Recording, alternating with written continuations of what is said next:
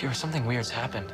And I feel like if I don't tell someone... It's only a matter of time before you turn completely evil. We're both Rangers. You're good, I'm evil. It's a pretty simple concept. You're the one losing it, and you're losing it to me. away. It's not safe to be around me. Like I said no! Join me.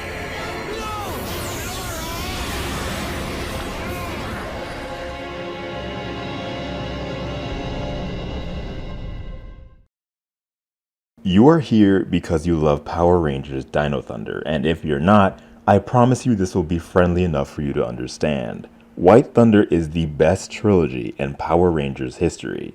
To me. To understand this trilogy, we need to understand Anton Mercer. Mercer is a man that once worked with Tommy Oliver on dinosaur DNA and conducted an experiment that accidentally resulted in him unwillingly morphing into a monster known as Mesogog. Mesogog took over with a plan of returning the Earth to the age of the dinosaurs and turning on Tommy. Find him. Whatever it takes. The island they worked on exploded, with Tommy being able to escape but believing Anton Mercer was killed in the blast. Years after Tommy escaped, Mercer turned up again, prompting Tommy to question where he could have been all that time and why he never reached back out. Experiments we were working on. Some crazy things have been happening. Look, I'll clear some time next week if that's all right with you. But it's good seeing you again, Tommy. Truly it is. Mercer's fight against Mesogog is genuinely unsettling. Mesogog can take over whenever he pleases, with Mercer at his mercy during the painful transformation. It doesn't matter where, it doesn't matter when. When it happens, there's a power struggle, to which Mesogog wins 90% of the time. Dad, are you alright? Yes. I'm fine. I also want to mention there's a point early on in which Mercer believes that Mesogog will end his life in some way, and speaks to his son acknowledging that at some point he may be gone. If anything unforeseen should happen to me, I need to know that the family business will be in good hands. Can you understand that? Yeah, Dad, I can. It's a sad story that's written brilliantly. Trent Mercer is Anton Mercer's adopted son. We see Trent early on and are immediately clued in on his future importance. It's kind of hard to have a musical career when you can't even get anyone to listen to you play. Well, I was listening and I think you rock. He appears regularly with the Rangers as a friend, and his interactions with his father are given a good amount of screen time. Mesogog's henchmen, Zeltrax and Elsa, locate a dino gem unknown to the Rangers and retrieve it per their master's orders. We know that any dino gem can be engineered into a morpher through the right technology to harness its full energy, meaning it's only safe to assume Mesogog is intending on doing the same thing. Fight fire with fire. However, we never explicitly hear what will be done with the morpher they create through it, and it's possible Mesogog could have utilized it himself to take on the Power Rangers personally. So is this good news or bad news? Guess that depends on who's got the gem. Trent over time speculates more and more that strange things are happening around the house, eventually noticing his father enter an invisiportal, deciding to do the same not long after. Upon discovering the secret lab of his monstrous father, he comes across the dino gem that had been worked on by Zeltrax and Elsa. The gem forcefully attaches itself to him, becoming the Drago Morpher. We quickly find out that the Morpher in some way was manipulated into controlling its user in the most evil ways imaginable. Back in the city, the Rangers are called to tend to a situation involving a monster roaming around. Turns out this monster was not out to cause havoc, but instead looking for the Morpher that went missing. Mesogog's henchmen were in deep trouble. Not only had they lost track of the most important relic instrumental to Mesogog's reign, but now it was in the hands of an unknown being, creating an extra problem that they all now have to deal with. A white figure takes out the monster with ease, appearing to Connor, Kira, and Ethan as the White Ranger. Who is it? And how come he gets the fat helmet? This results in one of the most brutal beatdowns in the series. Relentlessly, the Rangers are thrashed, with even Dr. O needing to step in before they went too far, as he himself is unsure of the ramifications of destroying the White Ranger. He's a massive threat, however, he's a Power Ranger, meaning that there's a human behind the mask, one whose identity is unknown. You can destroy him, but this by proxy pushes the risk of killing the user. The White Ranger takes them out one by one, leaving them battered before disappearing. You've been warned, Power Rangers. Stay out of my way, or be destroyed. Trent is in no control of his mind, movements, nor the morph into the White Ranger. The White Ranger can take over whenever it pleases, with Trent at its mercy during the painful transformation. It doesn't matter when, it doesn't matter where, when it happens there's a power struggle, to which the White Ranger wins 90% of the time. What I love most about this is the fear. Connor, Kira, and Ethan seem actually distraught, unsure of their next move, as this is something they've never had to deal with. Now on top of the looming presence of Mesogog, who unbeknownst to them is just as frustrated as they are. Somewhere out there is my future, the future of the two of you.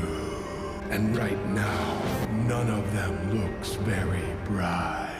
Along the way, the White Ranger begins developing a dinosaur egg of his own, one that would eventually hatch into the Dragozord. Well, what do you think? If you're gonna wear the suit, you gotta have the Zord, right? Similar to their fight on foot, the Dragozord tears into the Rangers after having stolen the Stegozord, creating a new Megazord all of its own.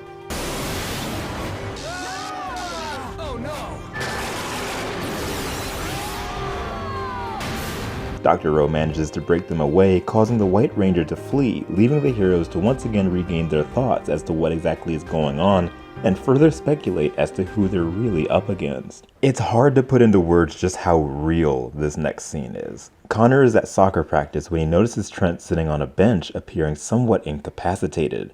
Just watch. No offense, dude, but you don't look fine. I'm just taking a rest. Maybe I should call your dad or something? No, don't! Just leave me alone. We don't know the extent of what the Morpher is doing to Trent's physical state outside of the visual aspect. Bags under his eyes, blurry vision, stumbling around and struggling to keep his composure, but only when the White Ranger is absent. It's kind of frightening. Connor follows Trent to check back up with him, and surprise, surprise, the White Ranger ambushes him from behind. During their battle, the White Ranger takes the upper hand, leading Connor to call for backup. Something takes hold inside Connor, prompting him to initiate Super Dino mode for the first time. There's something so satisfying about the ever-looming threat of a new Ranger. They're so overwhelming to the point that Connor's inner rage causes him to find and pull out any ounce of untapped strength just to figure out a new method of defeating them. Whoa! Looks like I tapped into a whole new level of power! This power doesn't last long as the White Ranger goes in for a finisher before being halted by Mesogog and Zeltrax. There's no scarier feeling than seeing the main villain outside and away from their main chamber. Like, there's no telling what's gonna go down. Do not speak unless spoken to. Here we see Mesogog attempting to break a deal to destroy the Rangers, ultimately being told that the White Ranger follows his own rules and fleeing. The trilogy ends with Dr. Rowe in a warehouse to retrieve a fossil finder left by Connor and Kira, to be met with Trent stumbling around. In an attempt to get him to safety, he ends up locked into a battle with the White Ranger. Never would have seen that coming. Fight or perish, Black Ranger. Now knowing his identity, Dr. Rowe immediately rings up Haley, but before being able to spill the details, the White Ranger activates the fossil finder, imprisoning Tommy in amber. Let's keep this our little secret. The episode directly succeeding this trilogy is Truth and Consequences. While this episode of course isn't the end of the White Ranger's story, I consider it the true ending to the White Thunder section of Dino Thunder. Trent's lack of control leads him into yet another fight with the Dino Rangers, but this time ending in defeat, as they're each able to bring out Super Dino mode to take the upper hand. The White Ranger lets his guard down after Trent is able to recognize Kira during the battle. Kira?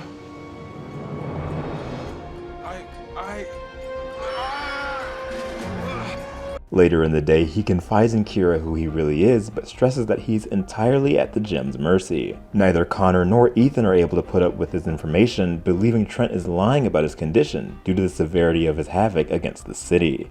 Elsa is able to locate Trent unmorphed and bring him to Mesogog's lair, where Mesogog recognizes him as Mercer's son for the first time.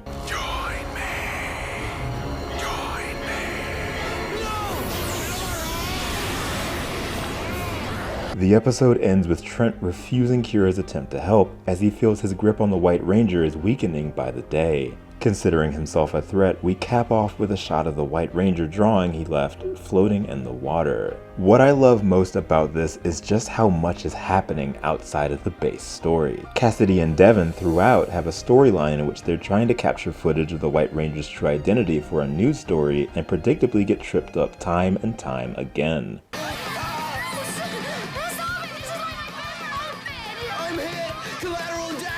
They're my favorite duo, I'm so serious. Tell me she didn't. Ew, is she having a baby? Yeah, my sister. Mesogog's presence can be very unsettling, almost at times making you feel as though you need to leave the room. Shall we bring him to you? You have not been paying attention, Zeltrax. It will take an army of the likes of you to accomplish that. His patience with Elsa and Zeltrax runs extremely thin as they continuously lose track of the White Ranger. Seeing his frustration grow stronger can actually get pretty tense. Connor and Ethan have a brotherly bond that develops through this three-parter, and they're often seen tending to each other's aid or hanging out together, and it's really nice to see. Just so you know, good guys do not wear white. Tommy lends his knowledge and even his unsureness on how to handle an evil ranger, knowing his past history of having been one himself. He knows it isn't easy, and seeing him having to deal with it from the opposite end this time is fascinating to watch. It wasn't supposed to go this way. Was it? An evil White Ranger? No. Of course it's been known to happen. Kira and Trent have a subtle romance going on that influences Trent into telling her the truth before anyone else. It's heartwarming and heartbreaking at the same time. You? But you almost annihilated me. But I didn't. Look, once I knew it was you. Let go of me. Everyone's situation is integral to each piece of the story, as any mistake could jeopardize everyone's operation.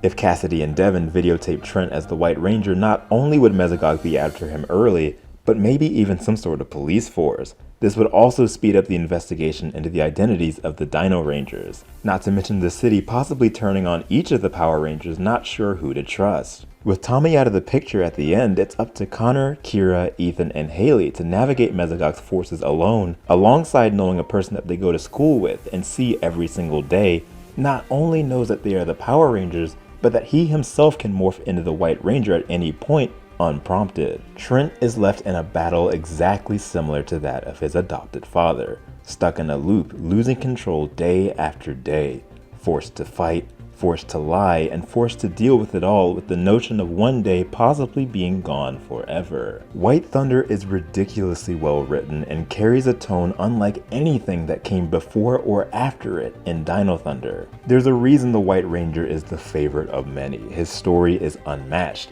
a story reminiscent of Green with Evil from Mighty Morphin Power Rangers, but serving as an evolution from it. White Thunder is a trilogy like no other. It continues to flow perfectly if one were to watch it on its own, even without the rest of the series. Again, although this isn't the end of the White Ranger story and it continues throughout the entirety of the show, White Thunder sticks out tremendously. There's so much going on throughout that keeps you on your seat no matter what's going on and which part you're watching. At the time of this recording, it's currently the 20th anniversary of Power Rangers Dino Thunder, and White Thunder serves the test of time. Who do you trust? When this opens, there will only be one color left in the rainbow. Alicia, Andrew, Austin, Brandon, Katie, Disney Captain, Donnie, Emilia, Helen, Ian, Junior the Hedgehog, Matthew, Mia T. Toon, Prima Donna,